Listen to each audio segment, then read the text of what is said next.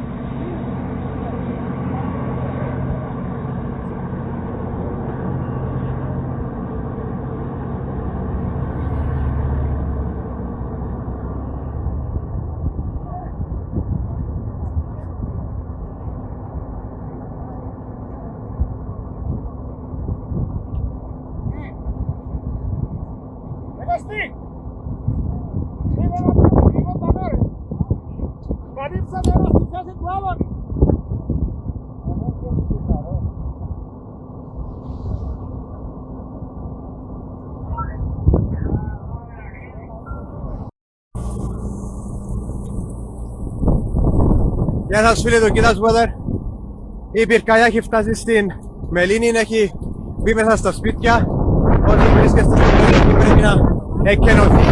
Πλέον πάρα πολύ ισχυροί άνεμοι και το κυρίως μέτωπο της πυρκαγιάς είναι μόλις μερικές εκατοντάδες μέτρα πίσω από το χωριό Μελίνη, ενώ οι πρώτες αιστείες έχουν αρχίσει μέσα στο χωριό. Κάντε share αυτό το βίντεο και όσοι μπορούν να έρθουν να βοηθήσουν. Θα είναι μια μάχη με τις ώρες που θα διαρκέσει πάρα πολλές ώρες. Εκεί καίγεται έναν αυτοκίνητο.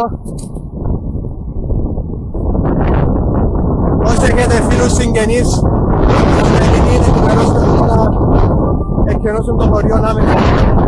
Αν υπάρχουν ηλικιωμένοι που δεν μπορούν να φύγουν από το χωριό, ας πάει κάποιος να τους βοηθήσει.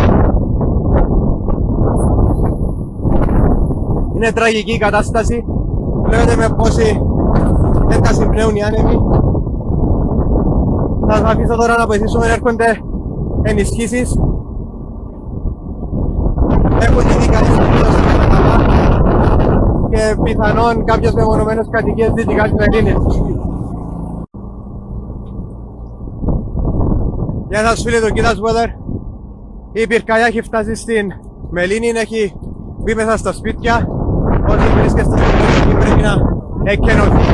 Πλέον πάρα πολύ ισχυροί άνεμοι και το κυρίως μέτωπο της πυρκαγιάς είναι μόλις μερικές εκατοντάδες μέτρα πίσω από το χωριό Μελίνη, ενώ οι πρώτες αιστείες έχουν αρχίσει μέσα στο χωριό. Κάντε share αυτό το βίντεο και όσοι μπορούν να έρθουν να βοηθήσουν.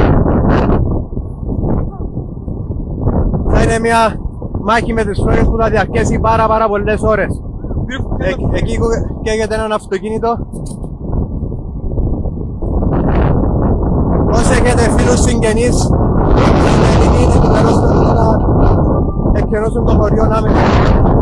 Αν υπάρχουν ηλικιωμένοι που δεν μπορούν να φύγουν από το χωριό, ας πάει κάποιος να τους βοηθήσει. Είναι τραγική η κατάσταση. Βλέπετε με πόσοι δεν τα συμπνέουν οι άνεμοι. Θα σας αφήσω τώρα να βοηθήσουμε, έρχονται ενισχύσεις. Έχουν ήδη καλύψει και πιθανόν κάποιες μεμονωμένες κατοικίες δυτικά